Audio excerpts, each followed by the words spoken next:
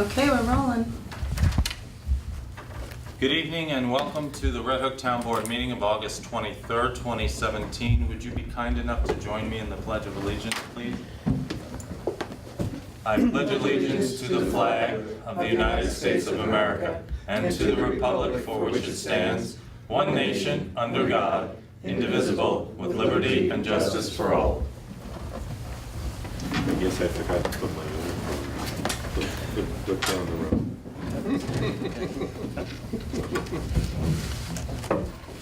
Can't have that. Very good. And Danielle, for the folks at home, we have projected on the screen the items that we'll be discussing this evening. We have 2 public hearings and 6 agenda items in addition to our committee and board reports.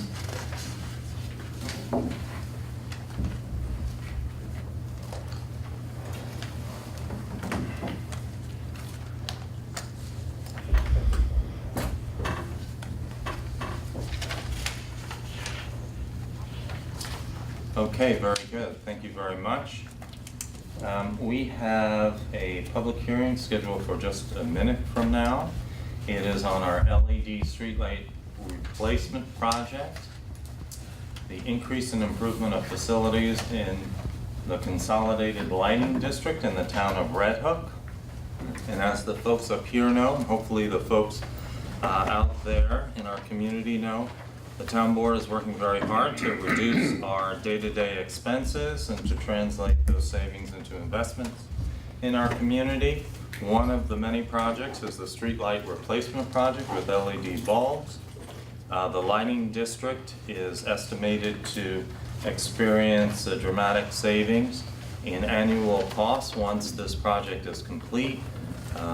The cost of maintaining the district is estimated to be slightly over 1/3 current operations. And so we are very excited about this project. There are 3 steps that we need to take, one of which is to purchase the existing system from Central Hudson. The second step after we accomplish that would be to purchase new light fixtures. And then the third step would be to procure a firm to do the installation and the maintenance of those lights. And so tonight we have a public hearing on the Consolidated Lighting District, just on that first portion, which is to acquire the lights from Central Hudson at a fixed price. And do we have the notice in the papers? Thank you, sir. Notice of public hearing on proposal for increase and improvement of facilities of Town of Red Hook Consolidated Lighting District. Notice is hereby given that the Town Board of the Town of Red Hook, Dutchess County, will meet at the Town Hall, 7340 South Broadway, Red Hook, New York, on the 23rd day of August 2017 at 7:35 p.m. prevailing time for the purpose of conducting a public hearing upon a proposal by said Town Board to increase and improve the facilities of the Town of Red Hook Consolidated Lighting District as hereinafter described, at which time and place said Town Board will meet to consider such proposal and hear all persons interested in the subject thereof and concerning the same. The increase and improvements of facilities of the Town of Red Hook Consolidated Lighting District is proposed, consisting of acquisition of street light facilities, including fixtures and arms from Central Hudson, and replacing the fixtures with light-emitting diode LED equivalents, and including land or rights in land, original furnishings, equipment, machinery, and apparatus required thereof. And pursuant to the direction of the Town Board, Crawford and Associates Engineering, PC, engineers licensed by the State of New York have completed and filed with the Town Board a report for the increase and improvement of facilities of the Red Hook Consolidated Lighting District entitled Report to the Town of Red Hook Proposed Increase and Improvements of Facilities for Existing Lighting District LED Lighting, dated August 2017. And the engineers have estimated the total cost thereof not to exceed $93,226.92. The project has been determined to constitute a Type 2 action as defined under the State Environmental Quality Review Regulations 6 New York CRR Part 617, which has been determined under CEQA not to have a significant impact on the environment. Said report describing such improvements is on file in the Town Clerk office for public inspection. Following the Town Board's consideration of the increase and improvements of the Consolidated Lighting District, the Town Board intends to consider a bond resolution authorizing financing of such improvements. All interested persons will be given an opportunity to be heard or by directing comments in writing to the Town Board, 7340 South Broadway, Red Hook, New York. All reasonable accommodations will be made for persons with disabilities. In such a case, please notify the Town Clerk in advance at the above address or by phone, 845-758-4606, so that arrangements can be made.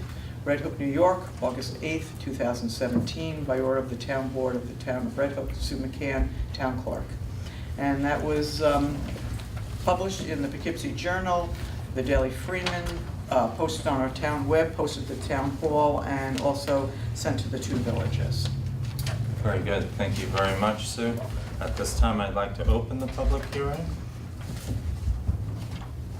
Would anybody like to comment on this project? I know if you've been following at home, we've been discussing many of the particulars of this project going forward. And the sooner we take ownership of the lights, the sooner we can start saving money for our ratepayers and our taxpayers. Okay, hearing no comments, I would make a motion to close the public hearing. Second? All in favor? Aye. Aye, thank you very much. Okay, we will jump now. If we could, we have a few minutes to announcements.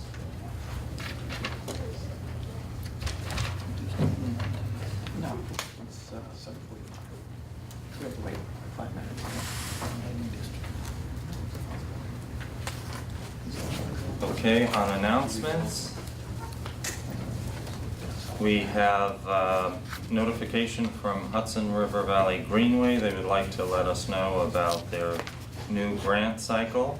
The Greenway Grant Program has grant applications open no later than 4 o'clock on September 8th, 2017.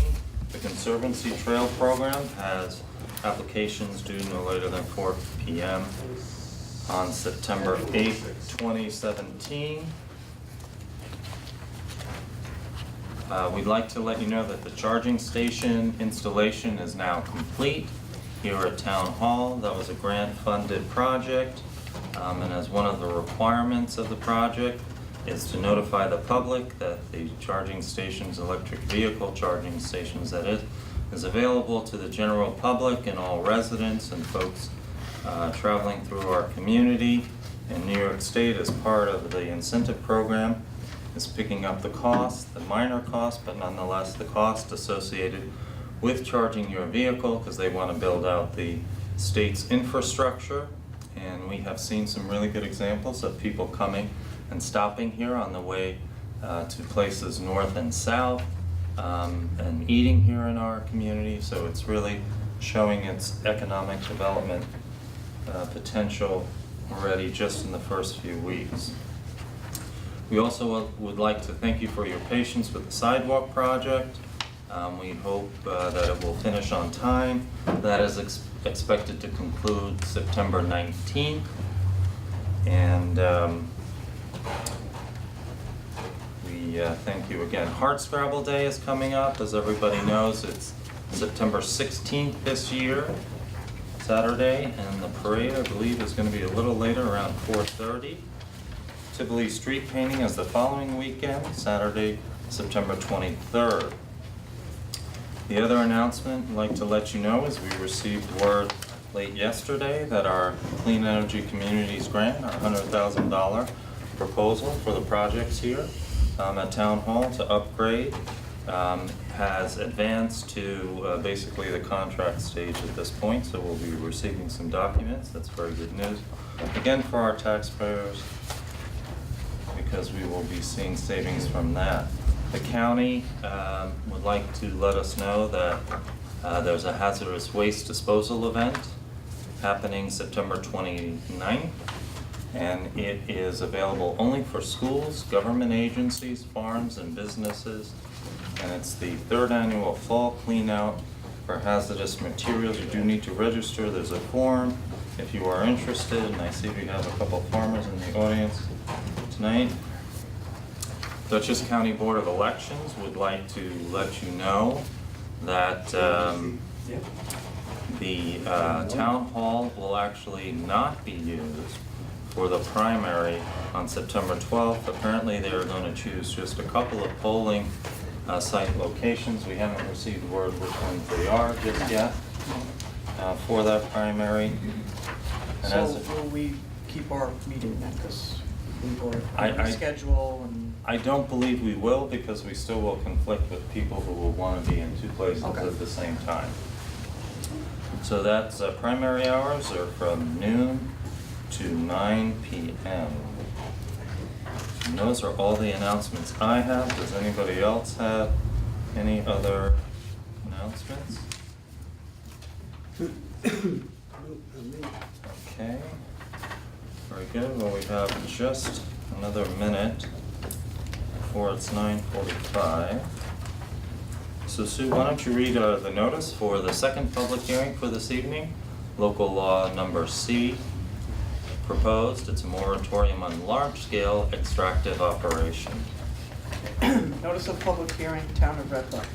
Please take notice that a public hearing will be held by the Town Board of the Town of Red Hook on August 23rd, 2017, at 7:45 p.m. local time at the Town Hall, 7340 South Broadway, Red Hook, New York, to hear all interested persons on a proposed local law number C, proposed, of 2017, entitled "A Local Law Placing a 12-Month Moratorium on Large-Scale Commercial Extractive Operations in the Town of Red Hook," to amend the Town of Red Hook zoning law to implement the recommendations in the town's comprehensive plan regarding resource protection, specifically aquifer protection, water resources for public water supply, erosion and sediment control, extractive operations including soil mining, timber harvesting, and to study the secondary impacts of water withdrawal and surface extraction.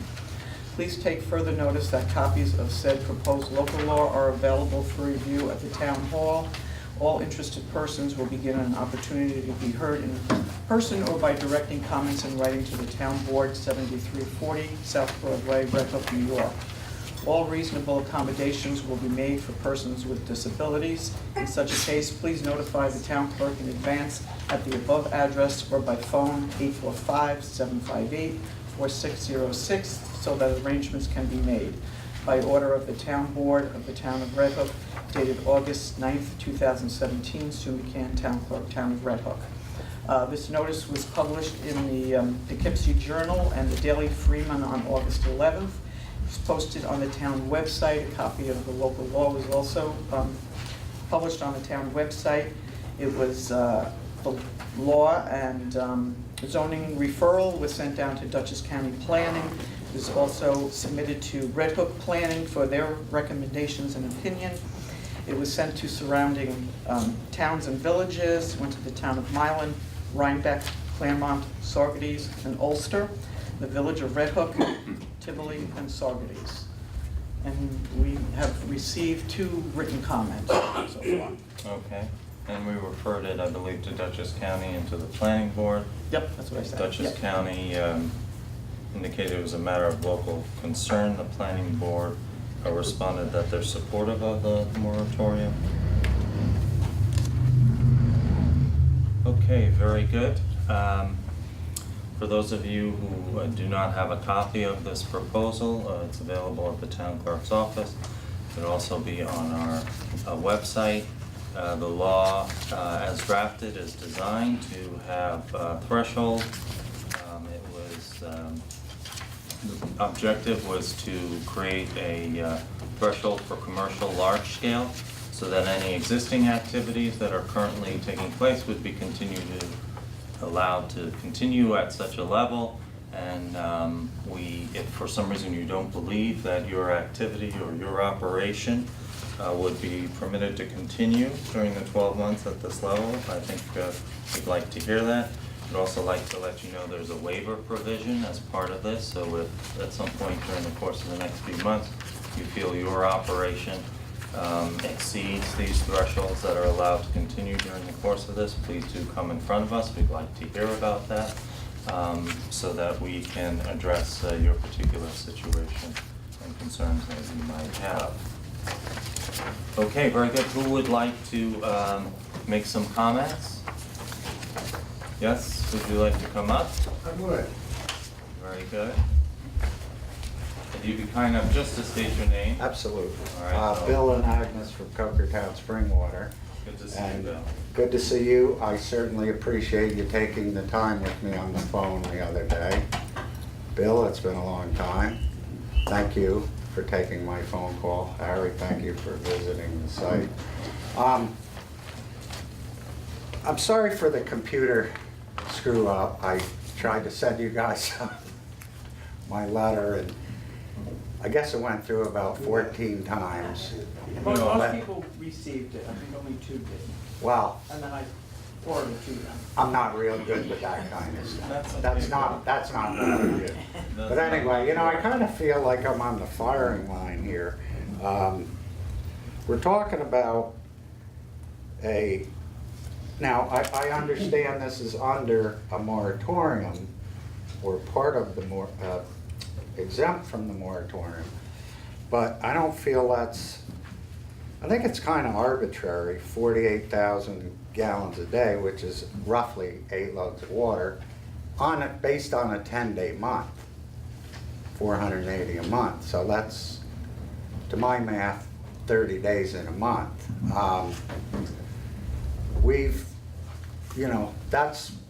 Can be an average, 6 loads, 8 loads, but, you know, it waxes and wanes with seasons.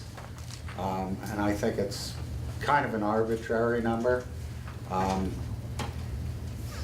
it's interesting to note that the governing water, privately owned water, is a DEC thing, not a municipal thing. The other thing is, to further understand what I do, and I've extended this I've extended the invitation for anybody to come at any time from any board, any concerned citizen, you know, to view is what we do. We don't withdraw from the ground, we don't. We get 1.5 million 1.5 million gallons per day, every day. That was a hydro study that the planning board has. So 100,000 gallons a day, say 150,000 to do easy math, would be 10%. Half of that, 75, would be 5%. So when you're talking about a moratorium of roughly 50,000, it's less than 5%.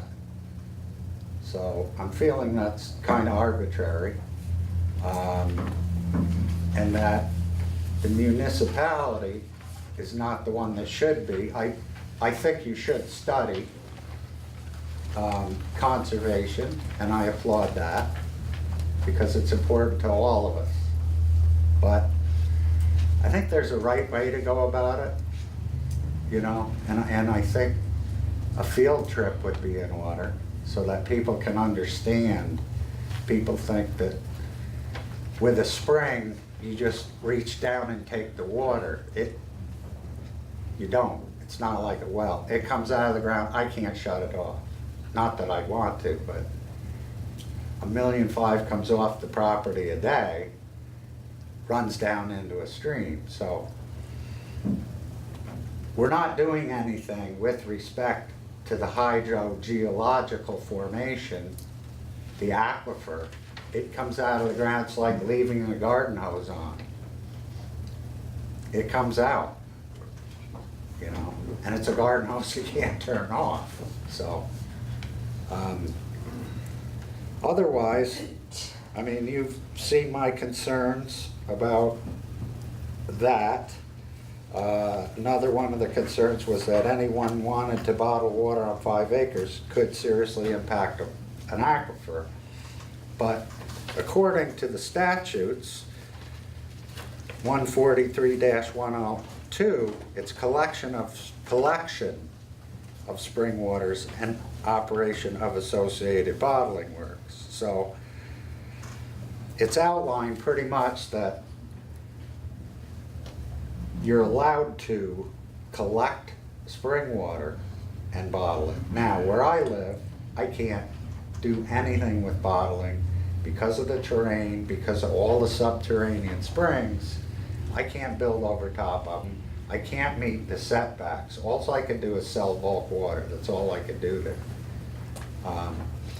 And then, as far as that, you know, we service a lot of people that could not have bulk water. I mean, we do a lot of farms. The Simmons farm a few years ago. I don't know if you know Chuck Simmons. I know him very well. Chuck's a good guy. Yeah. We had a tank trailer there during, well, the last bad drought was, I think, '02. We had a tank trailer there for his livestock all summer, you know, and Chuck's a good friend of the family, so. But, you know, we took care of Chuck, and I'm not saying we do this out of the goodness of our hearts. I'm trying to make a go and stay up here and not in New York, where I've been working for 40 years, and bouncing back and forth. I'm trying to stay up here and, you know, do that. But, you know, we service a lot of places. We're on a lot of emergency plans. We're on the emergency plan for the town and village of Red Hook. We've carried the Linden Acres water system for 9-10 months when they went out of water, before they got the funding to drill new wells. It's a lot of houses that, several places that use us solely because they don't have water, or lack and not water quality. And then, you know, otherwise, you know, I think we provide a really good service. It's all state of the art. It's not just taking water and putting it in the truck. It's filtered, you know, it's computer controlled chlorination, ozonation, filtration. I mean, it's not just, you know, taking it out of a hole. So I just wanted to state that, that's all. Okay. And I appreciate it, and I appreciate you taking the time to listen to me and for your phone call the other day. Sure. Thank you. Thank you, Doug. Anybody else like to make some comments? Todd, how are you? Good, Robert, how are you? Good to see you. Todd DeNew, TCS Spring Water. I'd like to address the limitations on the spring. Basically what it is you want to limit us to 48,000 gallons a day. It's roughly 6 to 8 loads. Basically that'll put me out of business, plain and simple. There's 2 guys that basically haul out here. I know concern is the trucks. Everybody doesn't want trucks. Nobody wants to see trucks. For 38 years this place has been going. There's been no issues with trucks, no complaints about trucks. You know, that wasn't a problem. It's basically 2 guys. I'm the biggest buyer. I'll pull 6 loads a day during the season, no problem. Okay. Of course, in the winter, you know, you're not doing as much. Unless the municipality, like I said, the hospital, Northern Dutchess, Baptist Home, Ferncliff, all the time in the winter, broken mains, bring water there. If you shut us down to 6 loads a day, I'm not gonna make it. You're gonna put me out. Okay. So, I mean, there's so much more, but the flow of that 1.5 million gallons a day, the little bit that we take affects nobody. Nobody. Okay, All right? thank you. Thanks. Anybody else like to make some comments? Karen?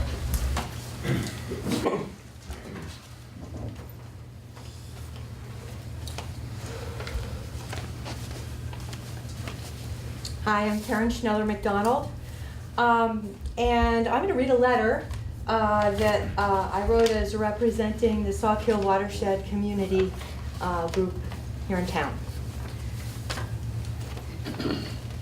This the supervisor and members of the town board. I'm offering the following comments regarding this proposed local law as a representative of the Sauk Hill Watershed Community Leadership Team. The Sauk Hill Watershed Community is a group that was formed 2 years ago to promote protection of the Sauk Hill and its watershed, which includes the town of Red Hook. Funded in part by a DEC grant and powered by local volunteers, our work involves the local community in water quality testing on the Sauk Hill with the Bard College Water Lab, assessing the condition of the Sauk Hill and its watershed, and providing water protection information to the Red Hook community. We support the town's proposed 12-month moratorium involving certain activities that affect the town's natural resources, including spring water, sand, gravel, clay, stone, loam, humus, topsoil, I took that right out of the law, and timber. This support is based on concerns that include the following. 1, our water is a shared resource. All of us benefit from an adequate supply of clean drinking water. In addition, a clean, adequate supply of water sustains healthy ecosystems and enhances recreation, property values, and community quality of life. The network of small streams and wetlands throughout the watershed collectively provide flood protection and water quality improvement. 2, watersheds cycle, filter, and store water. Watershed health depends on the condition of its parts: streams, wetlands and springs, lakes, groundwater, and land. Land use activities that remove water, substrate, like soil and gravel, or trees, can disrupt or change the watershed systems that replenish, store, purify, and convey our water. 3, a high portion of forest within the watershed can lower drinking water treatment costs and improve groundwater recharge. Forest cover along streams improves water quality, bank stability and habitat, stabilizes floodplains, reducing the impact of flooding and erosion, which in turn affects water quality, and moderates water temperature, for example, protecting trout habitat. 4, water withdrawal affects the movement of groundwater and the water available for nearby streams, wells, and wetlands. 5, protecting our community's natural resources is necessary for a sustainable local economy. Our water is not automatically protected by existing federal and state regulations in a way that most benefits our local community. As local demand for water supply increases and sources of pollution, including stormwater runoff, also increase, local protection is necessary to ensure a high-quality supply of water for the community and for future generations.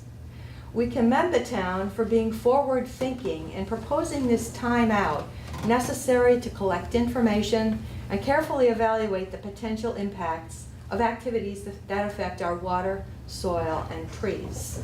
This letter has my signature for the leadership team, which includes Eli Duker, Sheila Buff, Carolyn Clocker, Tierney Weimuller, and Clara Woolner. And in addition, I just came from our meetings, I think there are about 8 other people who signed the letter as well from our group. And I can leave you this letter as part of the record. Thank you. Thank you very much, Karen. Would anybody else like to make some comments in the audience? Just 3, Dennis? About 3 years ago, we had this discussion because there was a lot of activity in Freiburg, Maine, resulting from the extraction of water by Nestle as an international under the name Poland Spring. And while it's clear that the gentleman that spoke earlier about, the needs and the supply to the hospitals and other critical, services that they're providing locally, and that really should not be disrupted by, the moratorium. At the same time, there are potential, just as there's potential, just as there has been in the past, of other corporations, international corporations like Nestle, that would look for an opportunity to be able to come into this area and exploit those resources as we've seen them do both in Maine, and we see them right now in California, in areas that are under drought, that they have, as they're able to purchase a piece of land, stick a straw in the ground, and basically draw all of the aquifer, the resources from the aquifer. The concept here, I think the operative term here is that this is a moratorium to do a study to further investigate what are the limits that we need to review in order to decide what kind of legislation would go into effect. So I think it's not a blanket, okay, no more drawing of water, but it's a way of being able to say, look, we're concerned enough, this is a critical resource, this is a basic human right to be able to breathe and to have fresh water. And we want to make sure that in our community, we're able to ensure that for our future. Okay. Would anybody else like to speak?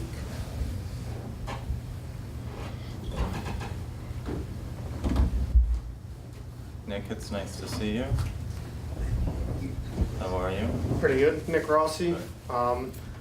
As a fact, I live right down the street, 372 Hateman Hill Road, quarter mile from Croker Town. This morning was the first I've heard about this, and we went through not the water process, but the company I work for gravel mining in Rhinebeck last year or 2 years ago, and it would be, I believe it's very, I don't know how to word it correctly, but ignorant to shut everything down as of right now and be done with it, because there's only so much of it left, and they're not affecting anything right now. If the town feels the need that they need to control it, I don't believe that is an issue. DEC is in our yard twice a year checking on us. DEC controls everything we do. If not, the federal government controls everything we do with MSHA, with the water, with the gravel, with safety concerns. The municipalities do not need another hand in small businesses in the towns. And if it's just all local businesses that's trying to shut them down. Every town has done it. Milan's done it. Rhinebeck's done it. Livingston is slowly doing it. Everybody says not in my backyard, but you have to have it in your backyard. Town of Rhinebeck is now driving to Hudson to collect their sand for the winter time. And if town of Red Hook is having trouble with trucks breaking down, and you have to start driving to Hudson to collect sand for the winter, you got wear and tear on the trucks, you got mileage on the trucks, fuel in the trucks, everything goes up, taxes go up, and the local people in town can't afford it. It's not gonna work. You gotta be able to allow local businesses to stay local and keep working. Thank you, Nick. Would you mind if I quiz you just a little bit? Yes. Just because I want to be educated on that. You did say that it would shut everything down, so can you tell me one operation in Red Hook that this moratorium would shut down? It hasn't shut any down yet, and it's not in effect yet, so it's not going to. But once the foot's in the door, they can keep going, and the possibilities, if you put it in, the possibilities are gone. The value of property that's there, property value is gone, and the owners of the property no longer have that value of the property. Do they get reimbursed for it? Absolutely not. Well, just so you know and everybody at home knows, that whether there's a moratorium or not, we can enact some reasonable restrictions placed upon mining or water harvesting. Those restrictions will last only as long as the people who have the privilege of being up here. It's not a permanent thing, unlike the conservation easements you see in our community. It's something that's temporary in nature. How long that temporary is obviously up for decision at some later date. But just so you know, This has been designed to interrupt nobody's operation that is currently underway, but to just essentially try and put in place reasonable restrictions. And I think the comment from Bill, there you are, Bill, I'll let you move seats on me there, about the property yields a 1.5 million gallons. So we'll choose water as this example. So we don't have any limitation on the amount of water that can be trucked from what is a residential lot, okay? So we allow, as you can see up by the law, this is our entire law relating to the collection of spring waters and operation of associated bottling work. So that would be a bottling facility as well. In Bill's case, it may not support that because of the soils, he says, but in another residential 5-acre lot, you could have a bottling facility and also have the collection.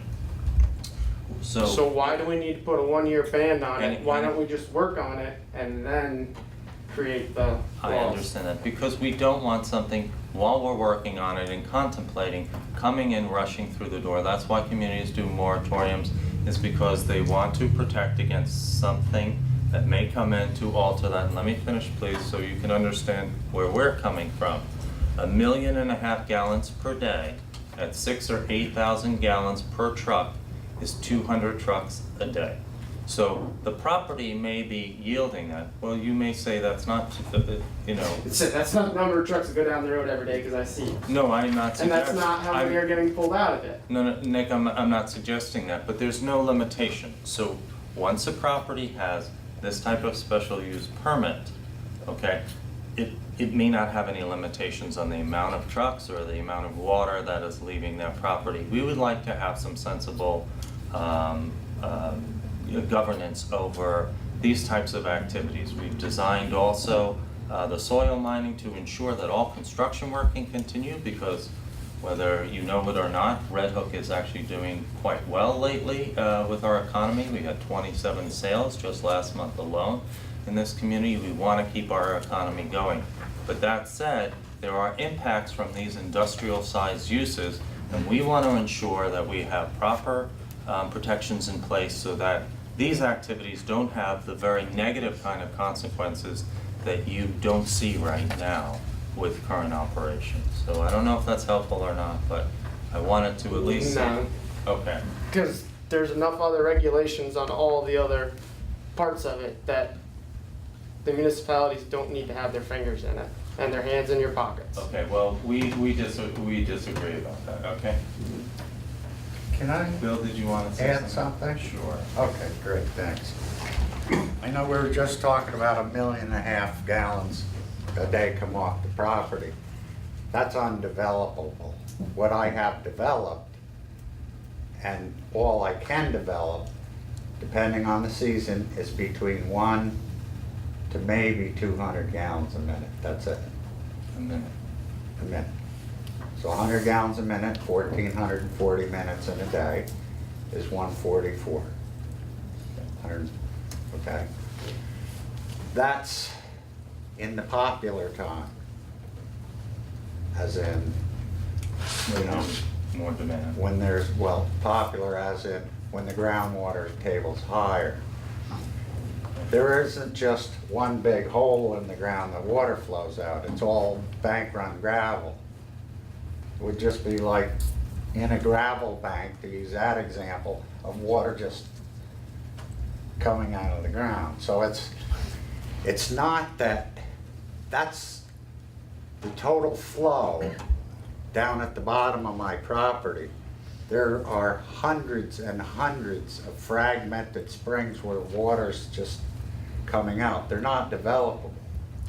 I only have 2 that are and 2 that can be. So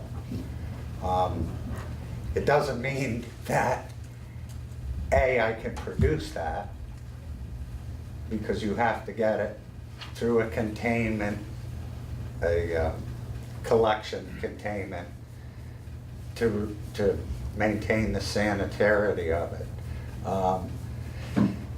So another thing is DEC would look at what I have developed and the total flow from all the fragmented springs, like I said before, a field trip would be the best way to see how this works, because it's not just one giant hole and you could take that big 6-foot diameter hole and use that. So, you know, that's what I want to say about that, so. Okay. And while you're up to, you had asked a question about the limitation on the 48,000 and the 480,000 gallons during the course of the moratorium. This is basically an estimate based upon conversations that we had during meetings when you were here. I know And you also explained that on it. And the information that you provided to the planning board. We might have used a different number, but you haven't supplied us with any data or any information, you know, years ago when you first came in to get a permit to do the operation. And to my knowledge, we don't have any information again on the current usage coming out of that property. And had we had that information, we might have chosen another number. What I would suggest to you is, because I can't, you know, we cannot change that number tonight without then having yet another public hearing. But I would suggest that if you need to come in under a waiver opportunity because you need to be doing a higher level of activity, I would strongly encourage you to do that. Okay. Please bring some information with you, Todd, and whatever, and come in front of us and say, no, look, this is, you know, during our busy periods, we could be doing this amount, and then we can take a look at that, and I would Okay, well, I appreciate encourage you to do that. Appreciate But there are other issues besides just the impact on the water and the headstream of the Lake's Kill and so on and so forth. Traffic is an issue, and I know it was an issue when the hydrologist spoke to Niagara Bottling when they were Well, interested. I Right. basically had it with those guys. We had an agreement, and they went ahead and did something else, and they called me every day, and I just disconnected their number and everything. And then what happened was, where they were going to do it over at the IBM place, that all went. So they went out somewhere in Massachusetts or Connecticut and spent a lot of money, and they have places out there that they get water from that are local to them. But they're still using on the bottles, they're still. Well, what referencing happened yours. was, the reason people have seen my name, or the Red Hook name, is because last summer, one of their places in Allentown, Allentown, PA. 2 places in E. coli. I don't know if it was that, they told me that down there, they were in a drought and they were trying to meet demand. And I questioned them and I said, well, you know, it's pretty far to go. I mean, transportation is a lot of money, Yeah. very expensive. So from September till about December, they got maybe 40, 50 truckloads in how many months? September to December. So, you know, 4, you know, so it wasn't much. The other thing is, as far as of 1.5 million a day, it's DEC who comes and looks and says, okay, this is what you've developed, so this is what you're capable of. This is what comes off the property. So we determined that you are able to take X. And, you know, knowing that, I know people crab about traffic, but it is, according to that up there, would be on a county highway. It is, but for example, and again, not to debate with you, because we do need to get on with the meeting, but. Yeah, no, I'm have an sorry, I opportunity. didn't mean to take But the your time. hydrologist that was hired by Niagara actually advised them, perhaps you know this, that the current site was not suitable for much more in the way of trucks because of the I site didn't- distance. You know what, alls I got Yep. was what I got, Yeah, you know, so. yeah. But anyway, let me get out of your hair, and I You're appreciate not in our you hair, but I would listening. encourage you to come back with the level of activity that you've been maintaining. Seek the waiver provision, just come back at a future meeting and just let us know. Please bring some, data so we can take a look at that. And then we can see if we can accomplish our goal, which was not to interrupt any current operations right now, but to protect against something of a much more substantial nature that would have an impact either on the waterway or on the community character. As you know, with mining and with our collection, essentially they're only allowed in residential zones here for some reason. So not even in our light industrial, water is allowed, but you're not allowed to mine in light industrial. You're only allowed to mine in residential zone here. And so, those are the kinds of things that we want to take a look at, whether that's appropriate to have it just in that district, and is it safe to say that, 5 acres is sufficient if you are going to have a bottling facility, for example? And Yeah, probably what that not. coverage, yeah, probably not. Probably not. Right, and then you're not interested in that, but that's something that we would take a look at as we try. No, and I wouldn't blame you for that either. But, one thing you gotta remember is springs don't happen, they happen where they happen, Right. so. Anyway, thanks again for Thank putting you, up Bill. with me. We're happy you're here and contributing. Thank you very much. Okay, would anybody else like to make some comments? If not, I thank you all for participating, and I hope that all of you, whether you're water advocates or whether you're in the business of mining, Rocky, or whether you're in the business of water delivery, Todd, that you will participate as we progress during the course of the year to help us further understand the business aspects of it and make sure that we are in fact not doing anything to hinder our local businesses here in the community. Okay? All right, very good. Shall we entertain a motion to close the public hearing? So moved. All right, a second? I'll second it. All right, all in favor? Aye. Again, thank you all for joining us and speaking with us. We'll get to this agenda item in just a little bit. Okay, so the first item we have is related to streetlights. You received a lot of information, going back to our engineer's report. Also, 5 resolutions we have for the general district and for the consolidated. We had no public comments at our public hearing this evening. Robert, when we read it all, unless I wasn't listening properly, I only heard the consolidated mentioned.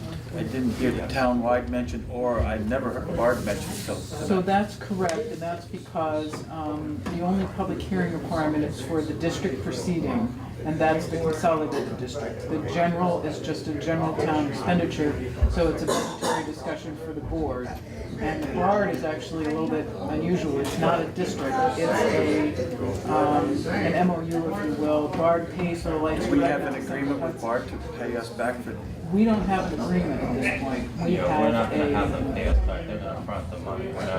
We can never be in a position. But we gotta have some sort of agreement Yes, with. absolutely. correct, Absolutely. because right now they pay directly to Central Hudson. I know that, that's Right. right, because they had them put them in 30 years ago. Right, right. so Charlie, can I impose upon you to be the bad guy, or Richie? Maybe just ask them to keep down just a tiny bit, so the folks at home. The village trustee. Okay, so we have a couple of resolutions. 3 of them for purchase, 2 of them for bonding. And as you could you know, perhaps, I'm sorry, Robert, could you perhaps just reference the supplemental report that Crawford provided in response to Jim's question about the general and BARD account summaries and the information for those? I think that would be a good place to so you start. know, you did receive quite some time ago the report from Crawford on the consolidated lighting district. And since we didn't need a full-fledged report, but actually the summary page analysis, we obtained that as well for the general account and for the BARD account. And they are towards the back of this, or they are supposed to be towards the back of this. It's a August 14th letter from Crawford. Do you have that? Doesn't look like Jackie made a Oh, copy. I thought it was in your You do packet. have The it, very so back, then. very back of Well, the it wasn't the back resolution. one. Yeah, we got this. Okay, so you have it. No, just. I'll share with Sue. This- yeah. This Yeah, one? they have it, yep. Okay, I'll share with you. Thank you. What's that return Blue. Thank you. Okay, so, Jim, if you see the summary sheet here, and let's see if I can pull it up on the magic screen for the folks at home. Yeah.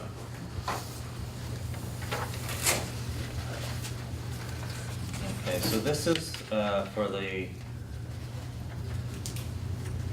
consolidated, we'll do that first just for the folks at home. What we are doing is endeavoring to buy the lights from Central Hudson at a cost of $303.55. And our proposed annual costs will be reduced. If you look at this page, from 25,632 down to, once the financing is paid for, $5,310. So it's a dramatic savings. A 4 to 5 year payback. Now, we're not going to buy the lights they have on there now.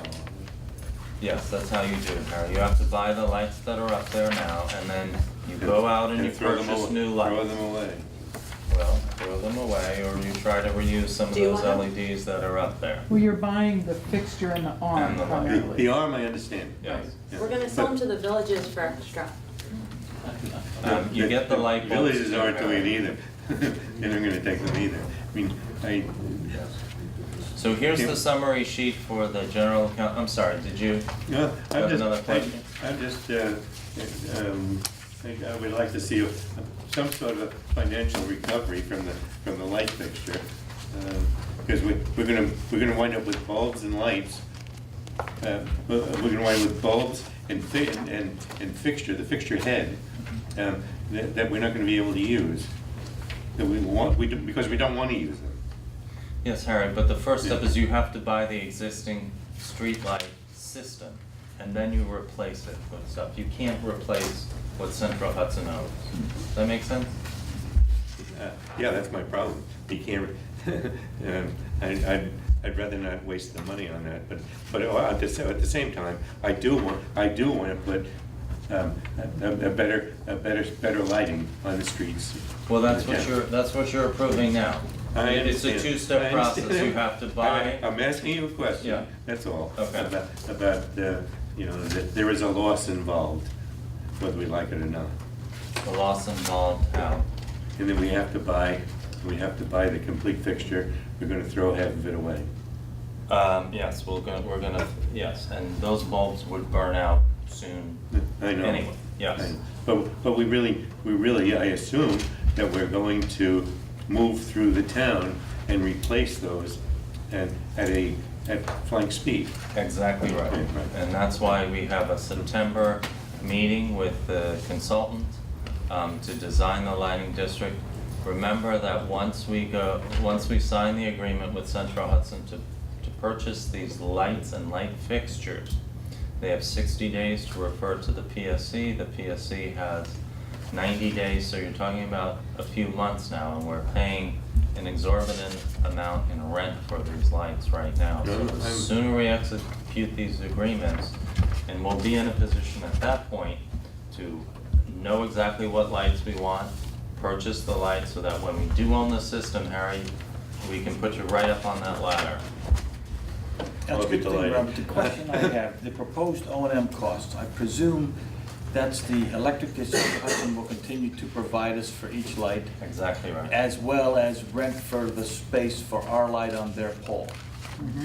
Exactly right. So we pay a pole fee of $7. That was in that analysis, if you remember. Now, do we lock into a long-term arrangement at that rate? You know, because obviously the electric costs, even though it uses a lot less than our present, varies, so. It does vary, and, you know, interesting that you brought it up, because Central Hudson just applied for their 3-year annual rate increase hike, and so the savings are even more substantial at this point. So we'll see. We're not 100% sure what the future holds, because there's now new legislation that will allow us to net meter these streetlights. We're not quite sure how they're gonna calculate that. So we have to see how that unfolds over the course of the next few months. But the answer to your question is, yes, we will continue to pay Central Hudson the metered rate for those lights. That will essentially, you know, be a fixed cost. It's a rate that they assign for the individual lights. Right, but not a fixed cost over time. It Is it will be based on whatever rate tariff PSC has approved for Central Hudson, That's right. For those Negotiated costs. annually or for, whatever Well, they PSC do approves. 3-year for their rate increase. increase. so Three.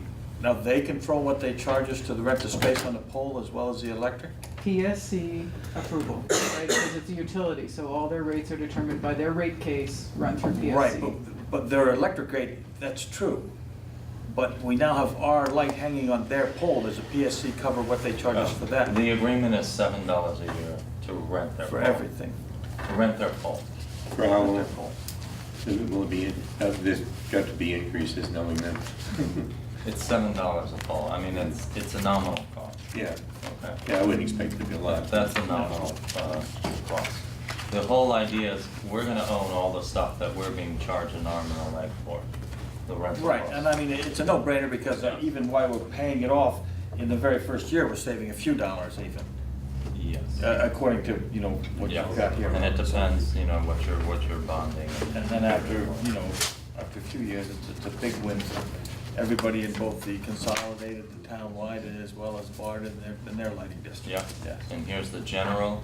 We'll go from having an existing annual cost of $14,436 to having $3,195. So it's a substantial savings for all our taxpayers in the general account, and more so even for the folks in the consolidated. And Now, the then general, is that the, what we call the, town, is that the, the town that's bond. the townwide, not the Townwide. consolidate, correct? Okay. Exactly. Correct, right. We have a general account, which Which is is what they townwide. bill to us for, well, it's a townwide consolidated district, but the general would be things like the town hall and Right. some of the major highway streetlights.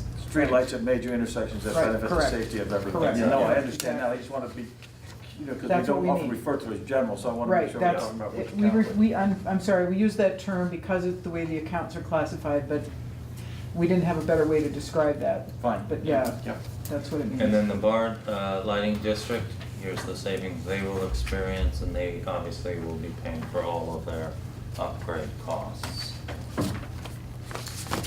Okay, so we have, let's see if we can do this in order. We actually have 5 resolutions, 3 purchase resolutions, and 2 bonding resolutions. And so what I thought I might do is just do a quick summary title of those resolutions with some dollar amounts so we can get out of here the same day that we started the meeting. That sounds like a good idea. Yeah. I'm looking at these. Could I just ask you, You in may. each of those 3 first resolutions about the purchase approvals, Yes. could I just ask you to make a small correction to the purchase price per unit on the second page of each one? Oh, the 66 cents versus Yes, 55? you're gonna see that it says 303.66 and it's Yeah. supposed to be 303.55 in all of these cases. Yeah, somebody And got that's- a typo. Okay. Yeah. Okay. Where we are now. That's these, First one. I guess these three resolutions. Right, the three one-pagers, or two-pagers rather, Okay, back to back. fine, so I Is the will, same number on the back of each? Correct. There's the same number on the back of each Yeah. page, should all be 303.55, and that's pursuant to the Central Hudson purchase and sale agreement for the lights. Okay? terrific. Okay. So we have resolution number 49 dated August 23rd, 2017.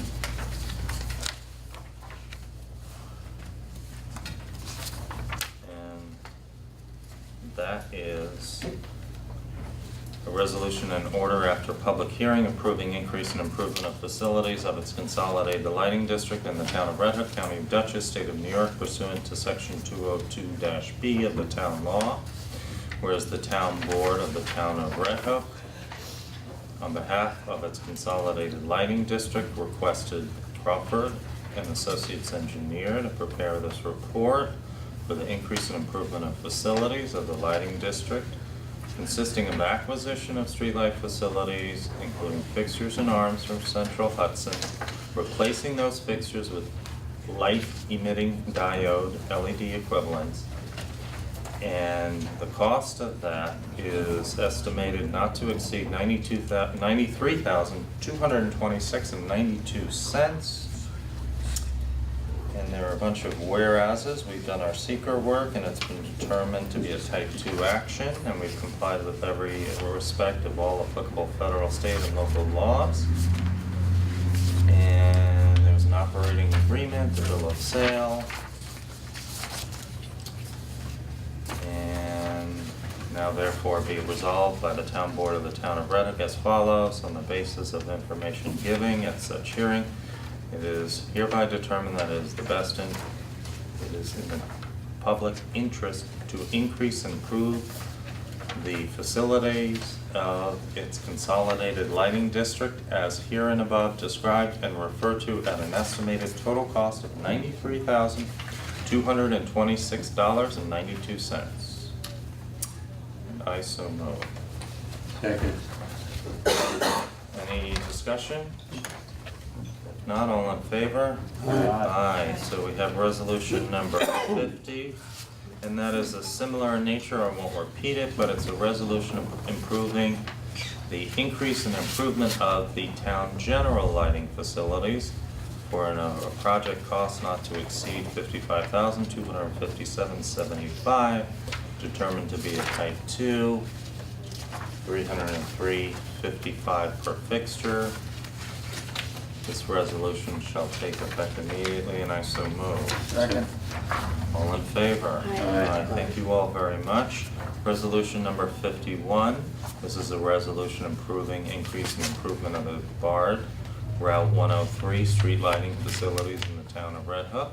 The town entered into an agreement with BARD many years ago that there would be a lighting district there, but they would have to pay for all the lights and associated costs on County Route 103, and they have been doing so for decades now. And so we do need to approve of any changes to those lights, and that's what the purpose of this is tonight. It's the same resolution. We've determined it as a type 2, a project cost of approximately $29,766. And Yeah. Mr. Supervisor, could I call Yes, your ma'am. attention specifically to section 1, which says that the execution of that agreement with Central Hudson for the acquisition is subject to written request and funding of the cost of such acquisition through an escrow to be established by Bard College. So we did add some additional language in this one That's because of right. that relationship. Exactly. Okay. So they need to pony up the money first before any changes will be made.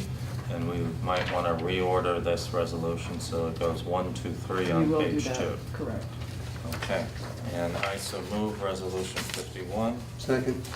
All in favor? Aye. Thank you very much. Okay, so we have resolution number 52. This is a bond resolution authorizing the issuance of serial bonds in the town of Red Hook in an aggregate principal amount not to exceed $79,484. And this is for the for the general lighting account and the consolidated lighting district in the town. This is for the so there are two Right. different resolutions. This one is for the phase Acquisition. 2, if you will. No, Oh, you've got I'm sorry, I you've got got it the other backwards. one, So why right? don't I do 52 as the other resolution? Okay. Okay, so just so it's in the right order. Yeah. So phase 1 is we acquire the system from Central Hudson. Right. That's the resolution authorizing serial bonds not to exceed $69,000. So that'll be the first one. That's the Right. first one, Right. number 52. Right. It's for existing lighting fixtures. So we gotta buy the existing fixtures before we put new ones on it, don't we? Exactly. And Harry's gonna collect all old bulbs for us. Maybe you Okay. can sell them in the antique stores. I should have just kept my mouth shut. Crafting project. Okay. This is how you lose control of the meeting. Okay. This is resolution number 52. Acquisition of lighting fixtures, $24,000 not to exceed for general lighting, $45,000 not to exceed for consolidated lighting.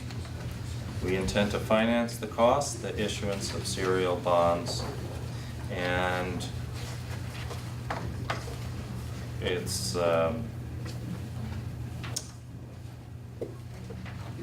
so the town supervisor is authorized to take such actions and execute such documents as may be necessary. And I so move. Second. Thank you all. And could I ask you, since this is a bond resolution, to please do a roll call? Yes, a roll call, since this involves money. Sarah? Aye. Bill? Yes. Myself, aye. Jim? Yes. Thank you. And Harry? Yeah. Thank you, Harry. Resolution number 53, it's the same type of resolution for bonds, but now this is for the acquisition of new lights and new heads for the existing system, so that we have LED bulbs and we can begin to save money for our residents. And Mr. Supervisor, Yes, ma'am. the distinction between these two resolutions, the first one is limited to a 5-year period, it's for the existing lights. The second one, based on the recommendation of the engineer, is that it has a period of probable usefulness of 15 years, so it can be financed over a longer period of time. So that's the second resolution for the new stuff.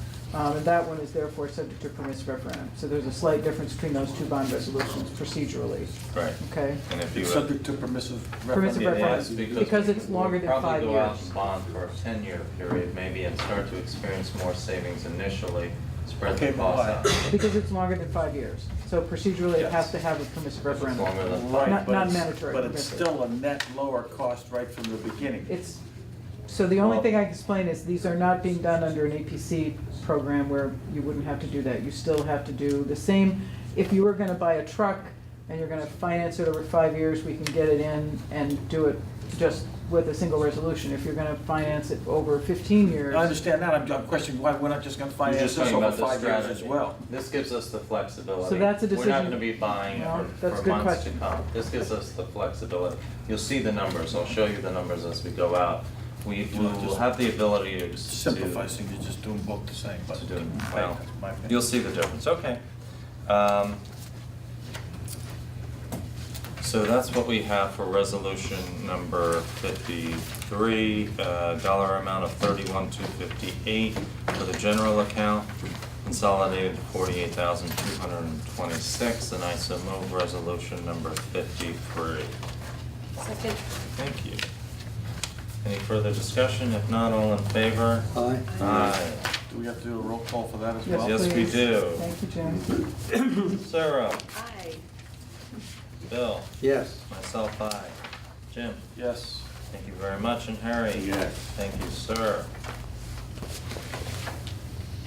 And they will be here next month. There will be a demonstration on how to design your lighting district for your community's needs. So if you're interested in that, we'll send out information to you.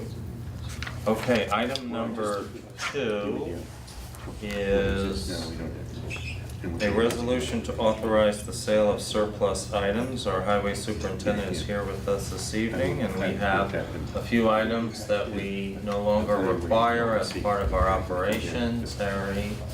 And we would like to put them up to auction and use those funds towards items that we do need for the future. Truck 21 is a chassis with dump body, plow wing, and sander body. Chassis with a plow and a wing is truck number 22. There's a 10-foot sander body, 4 years old. We have not put estimated values, though we have some idea because we are going to auction them off, and it would be nice to get more than those estimated values. This is resolution number 54 dated August 23rd, 2017, authorizing the sale of surplus items of the town of Red Hook that I've mentioned.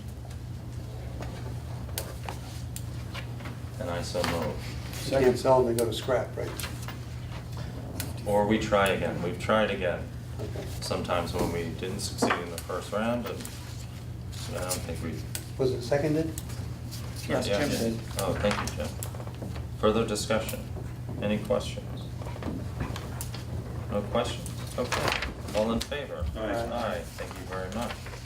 We have, as our next item on the agenda, the plow truck. As you know, we've had 2 trucks that failed inspection. They were older trucks.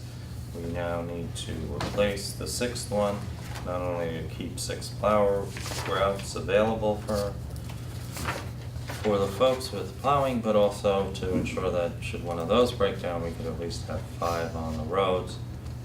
We've been working diligently in Conway and myself to prepare the 2018 budget that was necessary in order to get at least the supervisor's draft of the budget to understand how this would fit in and how we could pay for it since it was an unexpected expense.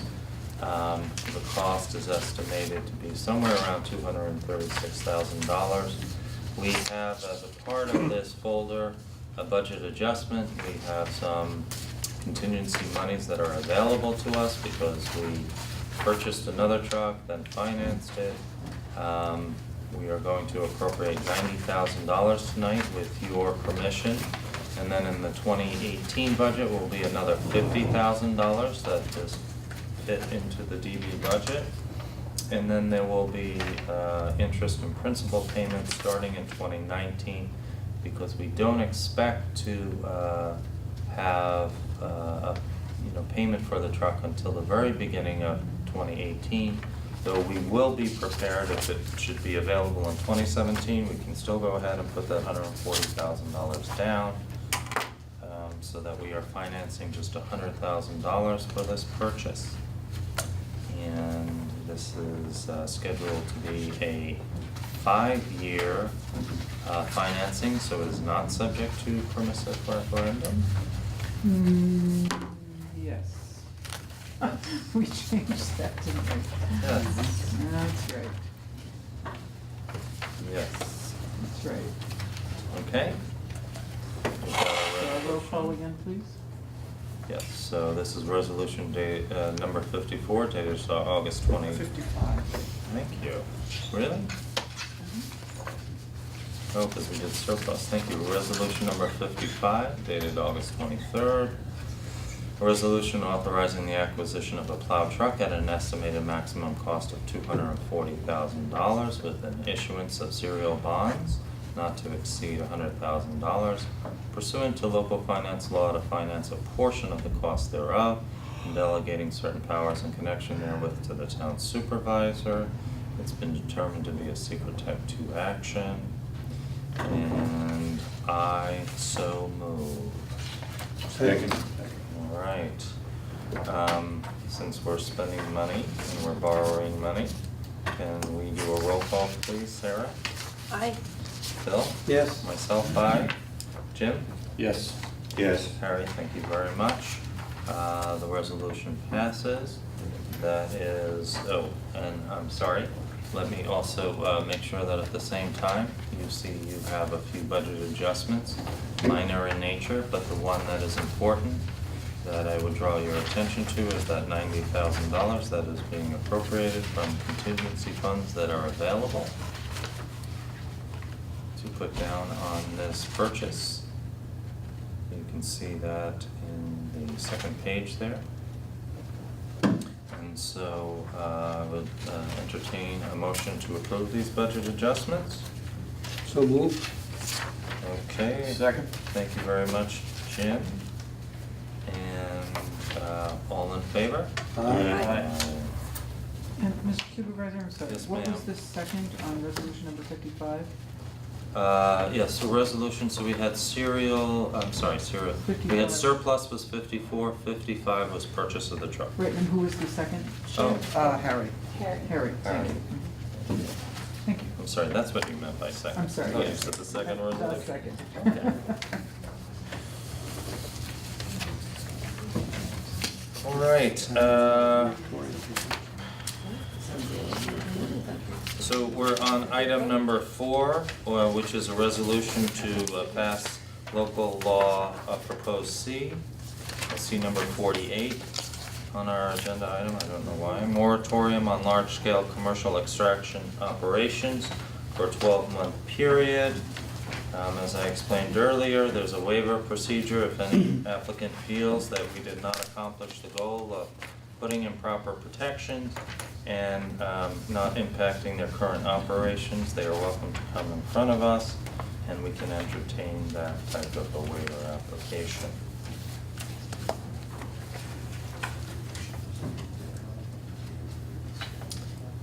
And so this would be resolution number 56, dated August 23rd, 2017, authorizing the adoption by the town board of the town of Red Hook of local law C, proposed of 2017, as local law number 4 of 2017, which is a proposed form of local law entitled a local law placing a 12-month moratorium on large-scale commercial extractive operations.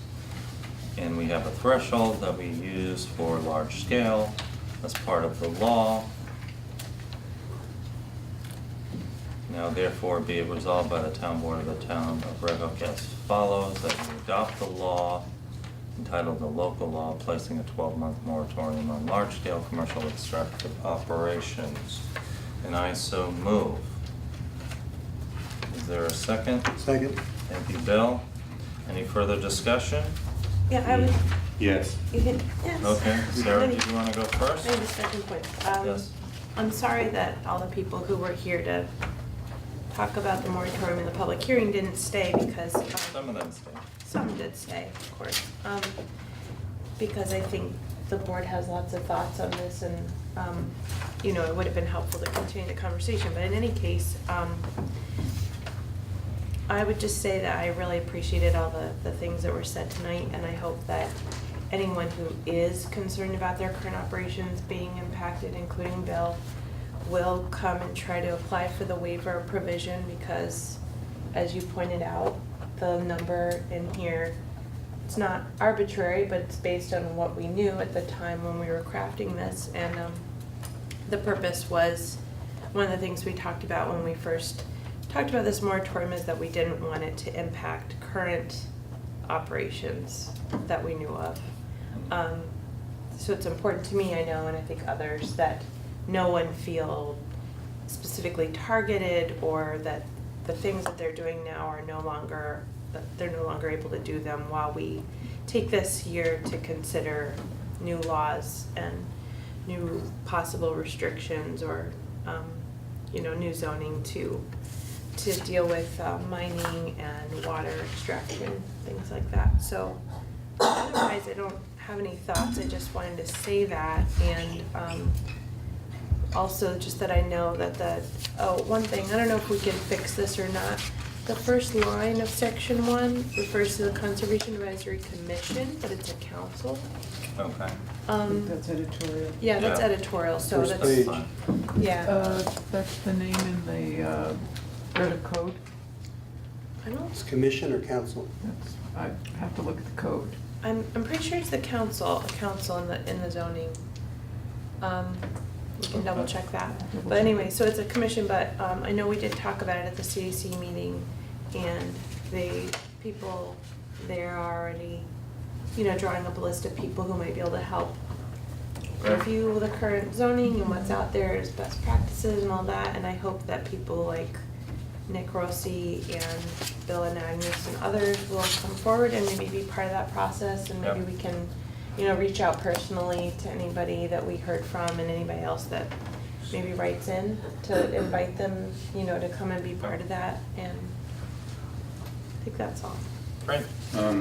Harry? Hi. I have a couple of questions, and you have implied that there is no mineral zoning in the town now, and I don't know of any now. Does anyone know that there is mineral zoning anywhere in the town at this point? What do you mean by mineral Well, zoning? sand, gravel, topsoil, whatever. I'm You confused by mean the mining? question. Mining? Is there any mining going on? Mining, yeah.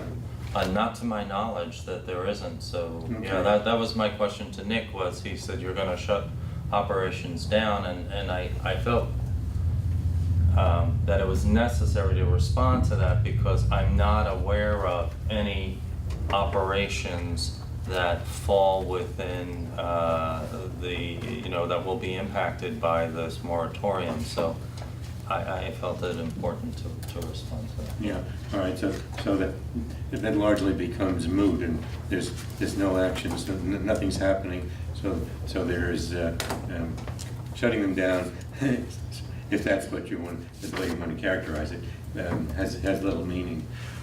I also have concerns about the water. After talking to him personally a week or two ago, and listening to Bill today, I don't think that we have an understanding of what we're doing here with the limits we're placing on the water at this point in time. And I'd rather not make a trauma, I'd use that word, by jumping into this too quickly. And I'd prefer that we table this until we pursue that in greater detail. And I know what the would you like information I us- got doesn't match what we have in the law.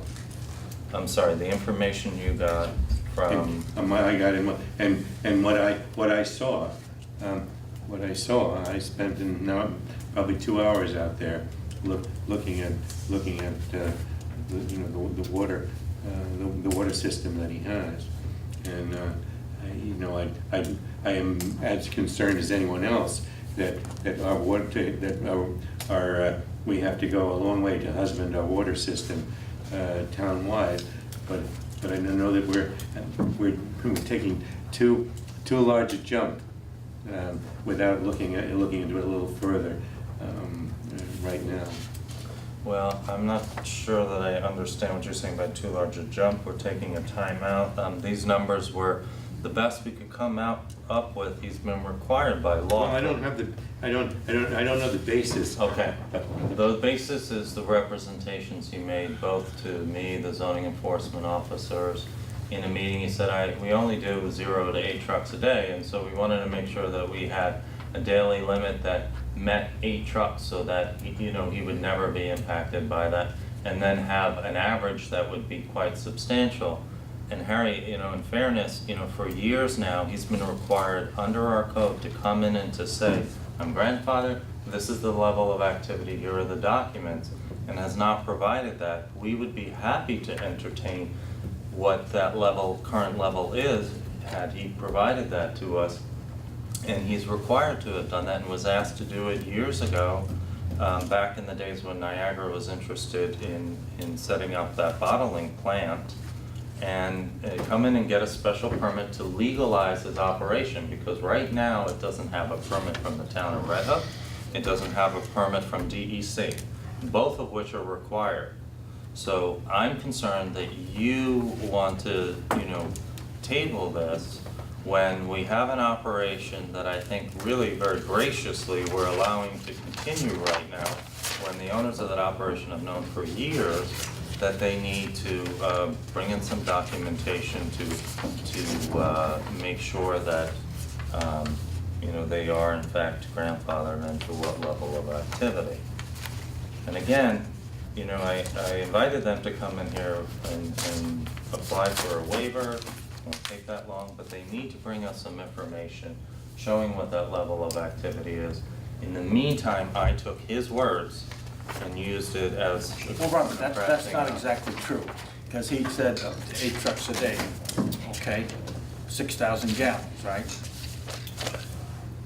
So you only gave him 10 days a month rather than 30 days a month, based on what apparently he told you. Well, but he said quite often he doesn't have any trucks there. Well, that's the Many nature days of the a year. business. So we But if just- he has a month that's busy, right away you cut down to a third from what he told you he's doing. Jim, if he comes in here and brings me his busiest month ever, and I see what that number is, I'd be very happy to entertain that But waiver. that's not the point, Robert. The point, I have a big issue. One, I don't believe in the moratorium if you see a problem. You know that. I made that quite clear at the last meeting. That's number one. Number two, this whole topic was not even brought out in the public purvey until 15 days ago. 15 days ago, then you rush this public hearing, you shove it down their throats, and now you want to vote on it? 15 days after the public even heard anything about it. Do you think that's the right thing for this board to do? I certainly don't. At the very minimum, if you feel that strongly, you should give them 30 more days for written comment, rather than shoving it down our throats now when it's only been out there 15 days. That's only fair and reasonable, Robert. Okay, I appreciate your opinion, Jim. I know this is an issue that is something that a lot of folks have been concerned about over the years. That Fine, they and want- what, the comments I heard tonight, good comments, but really none of them, if you break down through the comments, have nothing to do with the free-flowing spring water that really this whole moratorium, that's the only thing it's affecting. Okay. Well, we may not agree on that, Robert, but that's a fact. We may not agree on that, and again, these are issues that have been longstanding for our community, and I think it's only fair, we represent all of the folks in this community, that we put in proper protections, so something untoward Robert, you doesn't said that, occur. long-standing, and suddenly now 15 days, we have to shove it down their throats? It's a moratorium, it's a timeout. I think we need a better understanding of it, and I don't think that we have the urgency to vote on this tonight. And I think that we can look into this further and come up with a well-founded number before we put this law in place, and rather than go through a circular process of dealing with complaints and whatever. I would rather do it that way. And I, for one, also am very much concerned about our water system, our water resource. Town-wide, we have a great resource. We don't want to do anything untoward toward that resource. But we have, so far, it has been well maintained. It's doing very well, and with this operation going along for now many years, so I think we should have the time to further look at this for a few weeks. Well, we have written in a provision so they can come in here and we can entertain a waiver for them for not only 30 more days, but 60 more days or 90 more days. As soon as they want to come in here and provide us with information, we can take a look at that. But it's incumbent upon us to address a lot of the concerns, and you don't get the phone calls I do in the office about folks who are very concerned about what they see in all this bottled water, whether it's the Hannaford brand has Red Hook, New York on it, or whether it's the Niagara brand has Red Hook, New York on it. And again, it's just a moratorium, and it's important that these protections that should have been in place, frankly, years ago, are addressed by the town board.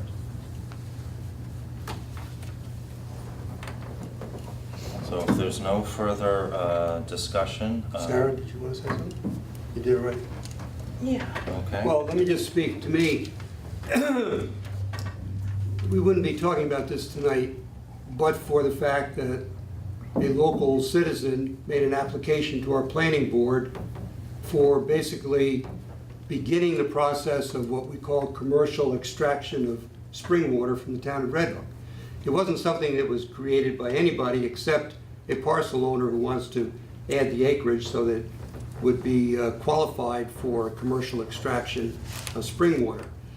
That subject is not new. It's been around for a long time. Some years ago, there was quite a bit of discussion in the town when whoever it was, you mentioned Niagara or some bottling company came to town and wanted the same applicant, you know, to open up that spring for commercial extraction. Well, that caused quite a rift. It wasn't unknown to anybody. As a matter of fact, people have thought about it ever since. That potential for someone to commercially take water which may impact the aquifer in the town of Red Hook. I think that an effort was made with the applicant to find out what amount of water would be reasonable to exempt as we go into this moratorium. The amount of 480,000 gallons a month is basically, what, 4 truckloads a day, 5 days a week for a month, would give him 480,000 gallons. I have not heard from the applicant or anybody tonight of any other figure. Nobody has really said they need 800,000 gallons or whatever it is. So, I mean, I think we're left with the fact that we came up with 480,000 gallons a month, which seemed to be an amount that would satisfy that list of local people that the applicant says are serviced by this, by the sale of the runoff water from the well. So I think without any further request for an amount beyond the 480,000, that it's a reasonable exemption. And as with any moratorium, we can't sit back and wait for something to happen. A couple years ago, when the application was made through Nestle's or Niagara, it was withdrawn, so nothing had to be done. But I think a lot of people were poised at that time to take some kind of action, a tool which is available through a moratorium, to sit back and see what our zoning allows and what we want it to allow, since it hasn't been really rewritten since back in the 60s or before on that subject of the extraction of our natural resources. So I think it's appropriate, and I'm going to vote for it. Thank you, Bill. All right, if there's no further discussion, I would like to make a motion that we approve resolution number 56, authorizing the adoption by the town board of the town of Red Hook of local law C, proposed of 2017, as local law number 4, placing a 12-month moratorium on large-scale commercial extractive operations in the town of Red Hook. And I so move. Is there a second? Second. Oh, okay. Give it to Bill for his eloquent response. You and- made that motion twice because all this discussion was discussion after the motion had already been made. Do it again. Which is the reason for our first and a second. Okay. Did I make that motion twice? All right. So, and Bill with the second. And then if there's no further discussion, I would call for a vote. All in favor? Aye. Sarah? Aye. Aye, Bill? Aye. Aye, myself, aye. Jim? No? Okay, Harry? I abstain. Okay, and one abstention. Thank you very much. That is, the resolution passes. We have, next up on the agenda is the final approval for the Stickle property. The Community Preservation Fund Advisory Board recommended that we do a cost share of approximately 20% with the land trust and with the state for the preservation of the wonderful Stickle property, which surrounds the Red Church Cemetery property on 9G, if you're familiar with that, both sides of 9G.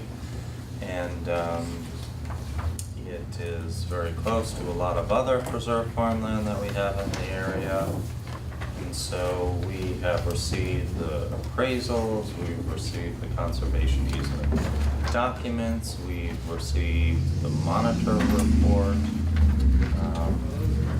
Is there any other questions that you might have before we entertain a vote to grant final approval? I will tell you that the amount hasn't changed. There may be even a little bit less, but we still have the approval amount from the preliminary.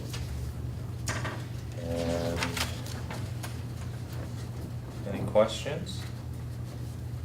All right, if not, we're looking at Town of Red Hook Resolution number 57, granting final approval for the use of monies in the Community Preservation Fund for the purchase of development rights of the Potstickle Farm, approximately 72.92 acres. And whereas the town board, by resolution number 52 of 2016, just so you know how long these projects take, adopted June 9th, approved the purchase of development rights on those parcels. And whereas a public hearing was held on the 9th day of June 2016, whereas pursuant to Chapter 57 of the Town Code, the Town Board has established this Community Preservation Fund and adopted a Community Preservation Project Plan, and these properties are listed in the plan itself. And the proposed acquisition cost for the sale of development rights in the parcels is $510,000 for the total development rights expense, valued by an appraisal dated June 8th, 2017. And whereas with respect to the parcels, the town's proposed project partners, DLC and the Scenic Hudson Land Trust, have obtained a commitment for 60% match funding for acquisition costs under the state's New York State Farmland Preservation Implementation Grants Program, with additional match funding proposed to be provided by Scenic Hudson Land Trust. The total project cost is estimated not to exceed $551,216, with the town share estimated to be 20% of the eligible project cost, and it's proposed to be financed from the CPF program, of which we have sufficient funds to make that purchase. The town cost not to exceed $110,243, and I so move resolution number 57. Second. Thank you, Bill. Any further discussion or questions? If not, all in favor? Aye. Thank you all. Resolution award, okay, so we have a discussion tonight. We thought perhaps we might be in a position to award the tennis court bid, but unfortunately the engineers haven't checked out all the references yet on the lowest bid. The bids were opened. There were 8 companies that came, I believe 8 companies or so, that came and took bid specs. We actually only received 2 bids, one of which was from a contractor that's worked for us already, that we were happy with their work, the folks that did the parking lot project here. And they were the lowest bidder, and at this point, the engineers are checking out the references for their work as it relates to tennis courts. And so we're not quite in a position to award that contract. So what I'd like to advise you of is that if we do get the reference check, and it does check out as we hope it does, that I will likely call a special meeting Friday morning, provided we can get enough board members here to award the bid if you are so inclined to do that. And the lowest bid came in for the complete rehab was about $301,890 with the fence replacement. And as you know, we are getting some SAM grant monies and potentially some U.S. Tennis Association monies as well for that project. Do we have a response from the Rec Commission on this? No, we don't have a Are they response. happy with the bid or no? Well, I'm sure they would like it to be $20 instead of that amount of money, but Well, no, the question is, does that amount of money, 301, will that get the job done, 1? yeah. Or 2, are there going to be associated costs that increase it from 301 to whatever? Well, obviously, we hope not. This came in, as John Kuhn said, spot on with Brandy's estimates of what the job would be. But I think we would need the Rec Commission to confirm Okay, that would you number, like to you get know? something from them? Okay. Well, I think so. I mean, other than. All right. Well, we can Rep- do that between now and Friday. We can Friday, get yeah. something from John for sure. The rec commission has been concerned about the cost of this, the potential cost, and they were actually flabbergasted when they heard possibly 300,000. And Brandy has sent us this cover sheet a few weeks ago that has additional costs to be added to this bid. That brings it up quite high. And I do recognize our tennis courts are almost unusable now,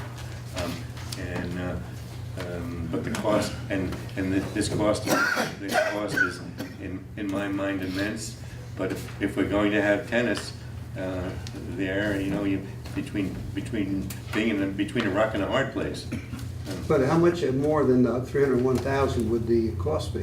Well, she had a cost here of contingencies without any details, but she had contingencies that brought an estimate, an engineering, a construction estimate of roughly 260. I'm going to round these out, and it brought it up to a total of 375 with the contingencies. The bid is for 300, sorry, it's 300 and, okay, Jim? Roughly The bid is for 301,898, okay? We don't have any expectations that the project would, overrun that. Obviously, you do have to be prepared. Sometimes you encounter things that could add to the cost. Sometimes you encounter things that could lower the cost as well. I will tell you that I have in the 2018 budget, I have the financing for that project included in the budget. And the budget as it stands now, which will be presented to you in the next couple of weeks, does not call for any tax increase.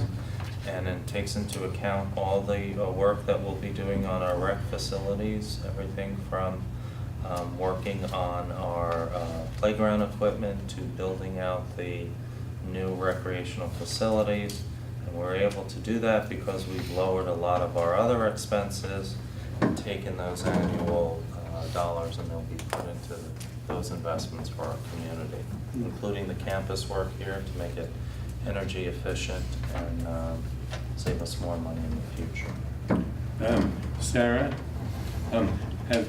how far have you gotten along on the playground equipment? Well, we can talk about that during the rec report if you want, but I'll just say that we are still in the planning stages. There's no price tag That's what I yet. thought. So you have no idea of the cost involved? Yeah, I mean, it's still early days, and we're still working with a designer to figure out what would be appropriate. Okay. And then, there'll be some time that we'll have to spend on a fundraising plan, so it's gonna take a little time. Right. Okay. Thank you very much. Mr. Supervisor, Yes, ma'am. procedurally, it would be preferable to set a date for the potential. I'm gonna do it continuation. right now. Okay. So I would like to suggest that we call a special meeting for Friday at 10 o'clock in the morning, provided that we have all the information that you require to make an intelligent decision. If we don't get all the reference check materials back, or for some reason they don't check out as well as we expect, then obviously we can cancel the meeting. That's for the tennis courts? That is for the tennis courts, Friday morning at 10 But o'clock. you won't have a report from the rec commission? Well, I'll have from John Kuhn, who can put in writing basically what he said to us, which is, we gotta do it. It's spot on to what we thought it was gonna be, or Brandy thought it was gonna be. And, understand, it's not just the tennis courts, we have to make them ADA accessible now. So there has to be a path there. I know. We're addressing the drainage problem that caused the failure for the courts, so we're really solving issues that have been sort of long-standing with our rec facility. Okay. Was that, shall we take a vote? Can I call a special meeting? All right, so you're available? Yes, Sarah, I'll be there. if we need to be, okay? Jim, I know it's difficult for you at that time on If Friday. I can, I will be here. Okay, thank you, Jim. Harry? That's fine. Okay, thank you very much. Friday morning, 10 o'clock, special meeting. All right, we're at the point where we have committee and board reports. And they seem to be a wee bit out of order. There we go. Town of Red Hook Planning Board report. Sarah to report, please. The planning board met twice in August and continued review of 5 applications, or began review.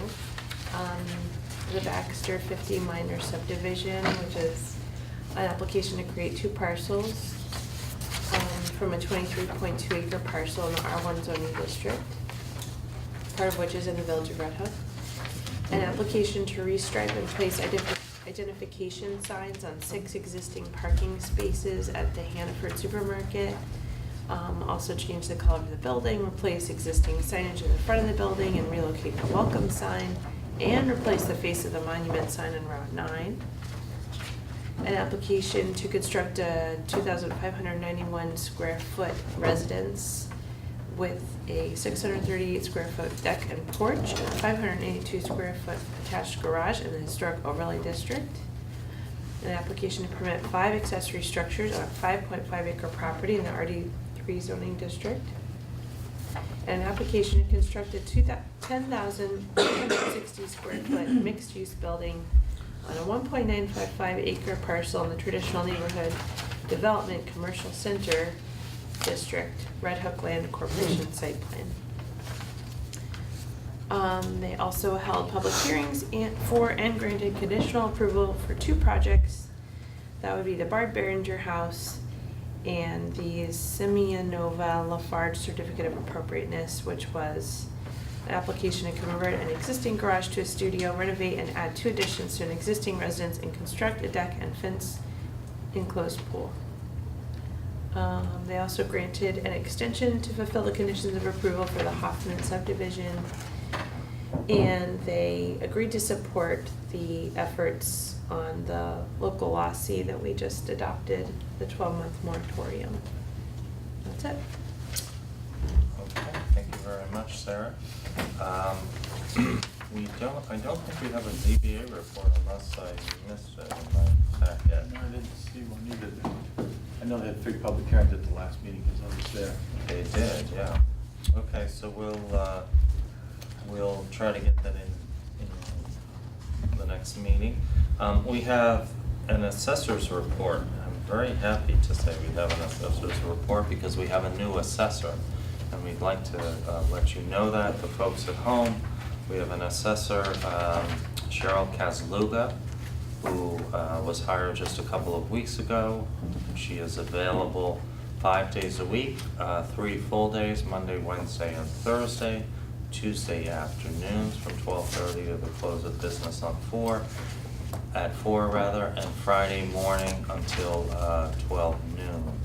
And Bill, if you'd like to do the assessor's report? Well, yeah, the assessor's report, the initial report was very flattering, you know, to the supervisor and to our former assessor and to the deputy assessor in the office and to our building department. The cooperation that she's received just in these few weeks. And she's been hard at work. She's been focusing on the sales that were reported by the county for the town. In June of 2017, there were 27 altogether, and she examines those sales to make sure they were arm's length sales, very important in the evaluation of properties. She's gotten a lot of cooperation from everybody, for which she's very happy, and she's going to be starting to go out and start data collecting on her own, to go out into the field for inspections with new photos for properties, and mainly for new construction thus far. And otherwise, she's very pleased with how she has been received these first few weeks, and she's very pleased with the operation of the office, and she's hard at work. Right. Thank you, Bill, very much. We have building and zoning. Jim, you would summarize for us? We have more activity, it looks like. August 2017. That's the August report. 31 permits have been issued since our last report, 37 inspections, 19 COCCs, 0 complaints, with a total revenue for the department of $5,227. Very good, thank you very much, Jim.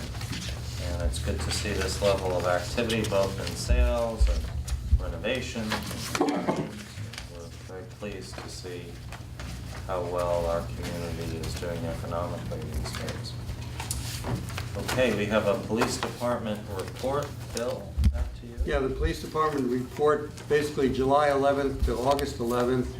There were 72 total incidents for the reporting period that were handled by the police department. They made 9 arrests during that time and issued a total of 55 tickets. Okay. Very good. Harry, there is a purchasing report. Let's see, there were purchase orders in a total amount of roughly $52,000. The highest was $28,000 for some asphalt materials. The electric vehicle station to recharge the vehicles was completed during the past month. That's last month. He worked on the bids for the tennis court, which is, of course, a work in progress as we see tonight. We have received bids on the for the communications update. Haven't seen them yet. And there was an he completed an RFP for the control system for the water district. Very good. Town of Red Hook Water District, Jim? Well, the water pumped for the month of July was 93,000 gallons per day, normal 77,000, so pumped a lot of water in July. The well levels are running normal. You know, the monitoring too is gonna still be updated, you know, as part of the pump control, which they've been working on for a while now. But both the yields are fine, coliform was fine, turbidity was fine, chlorine residual fine as always. They have all the filters, both the 1 and the 5 micron are operating satisfactory, and they have spares on hand as well as plenty of sodium hypochlorite on hand. They have a problem with the remote meter readers, and they've been working on that. To correct that problem, they've been working with the representative from Badger. The water storage standpipe inspection report, the tank was inspected on July 26th, and they have not received the report as of this report yet. So we'll probably have that next month, we'll know exactly where we stand with that. You know, and now the work item list, inspection was done, we're waiting the report, well number 2 rehab, it's still pumping fine, but they were going to have that rehab as they had to for number 1, is postponed into 2018, as we already knew. The fence repair at the water tower, they received an estimate from Adams Fencing, and a PO has been processed for fence repair and scheduling of that date. Great. Pretty much the water in a nutshell. Thank you very much, Jim. We have an Energy Committee report I'll make. The committee met actually last night.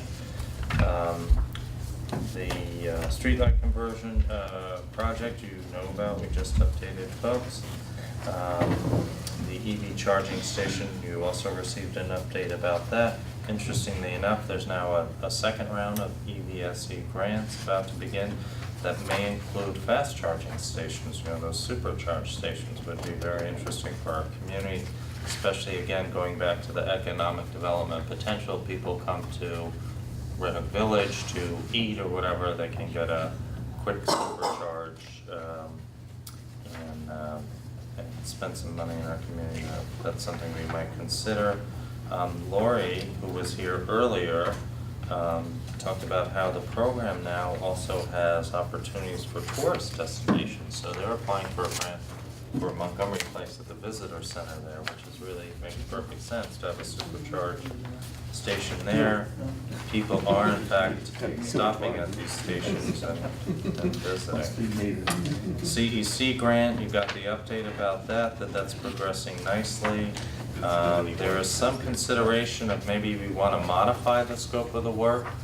The replacing that very aged equipment that's doing our HVAC, with under our original proposal, it's air source heat pumps, but there are now new incentives for ground source, and we actually have a company that is concentrating here in the Hudson Valley that's offering, some really attractive low installation rates to get their foot in the door. It's a Google spinoff, as a matter of fact.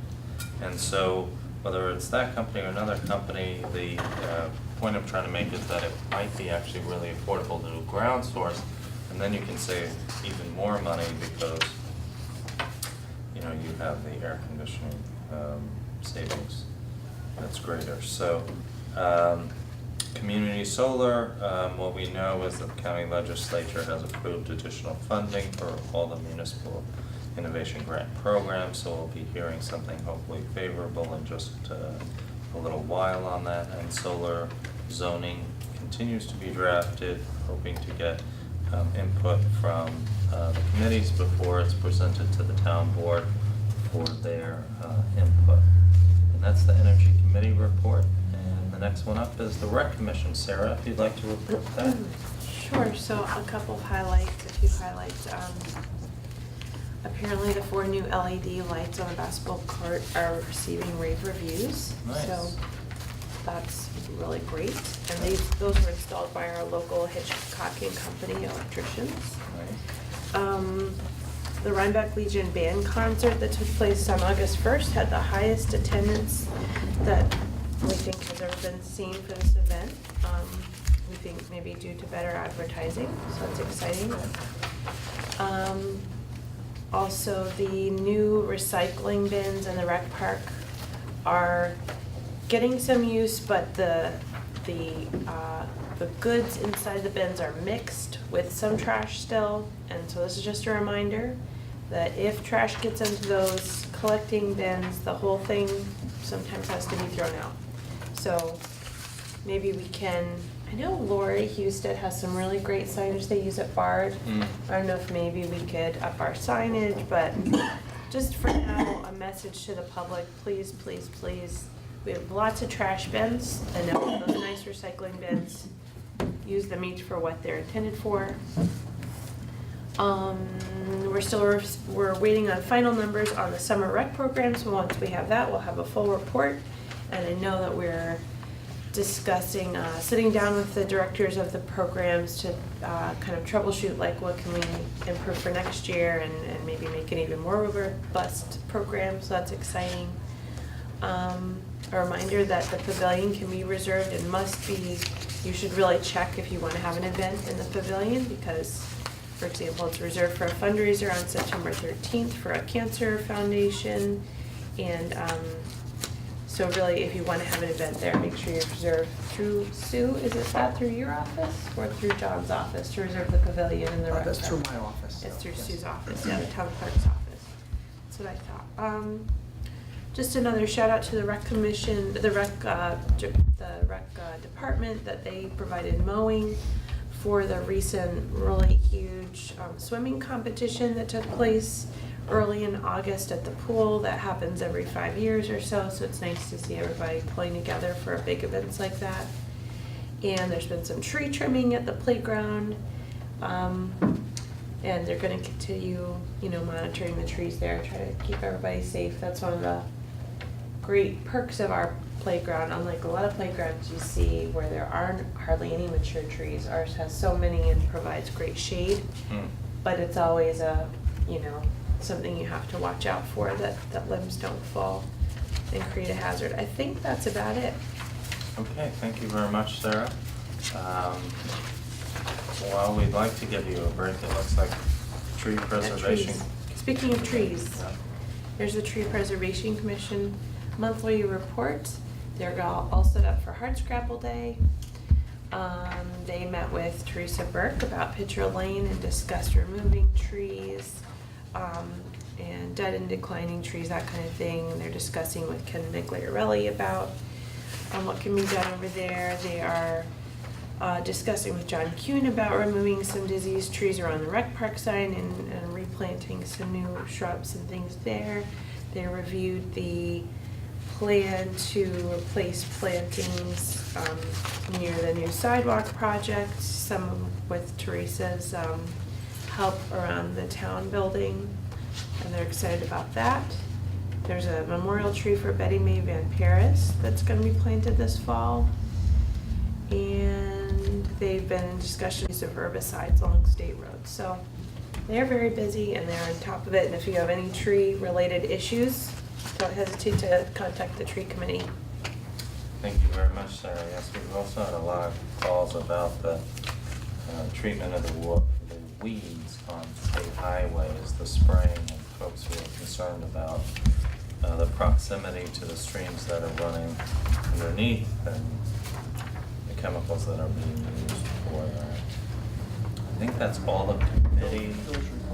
Oh, sorry, Bill, your report. That's right. You Task just force? made it. Please, thank you. Well, at weekly meetings in July and August, the task force discussed the subject of the commercial extraction of spring waters from the town of Red Hook and the corresponding issue of the commercial extraction of soil and timber from the town, the other natural resources in the town subject to local zoning regulations. These discussions continue. At the August 11th meeting, the task force by a consensus vote approved language in a rough draft of a proposed solar energy law. It's called draft number 9 dated 8/11/17, initiated by the Town of Red Hook Energy Committee and the Town of Red Hook Conservation Advisory Council. At the same time, the task force by a consensus vote approved a rough draft of a proposed food truck law dated 8/11/17 to create a new Chapter 79 of the zoning code for the Town of Red Hook. Okay. That's it. Thank you, Bill. Any other committee reports that I'm not aware of? Anybody out there want to make a report? Okay. If not, correspondence, I only really have one thing to remind folks of, and that is Rebuilding Together Dutchess County, which is a 25-year-old program which helps individuals in the low-income category, homeowners who might need assistance with maintaining their properties, and it's a volunteer program, and there's an application. If you know of somebody who could benefit from that program, the deadline of which is September 30th, 2017, and that is communication from Christina Bork, who is the executive director, and I know that we've had Red Hook residents participate in that very valuable program. At this time, I don't have anything else for the agenda.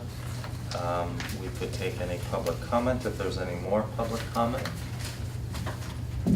Okay, hearing none. Don't look at me. We have I've no been choice. anticipating you saying something all evening. So, if not, I want to thank you all for joining us both here and at home, and thank you all. I would entertain a motion to close the meeting of August 23rd, 2017. Second, all in favor? Aye. Aye.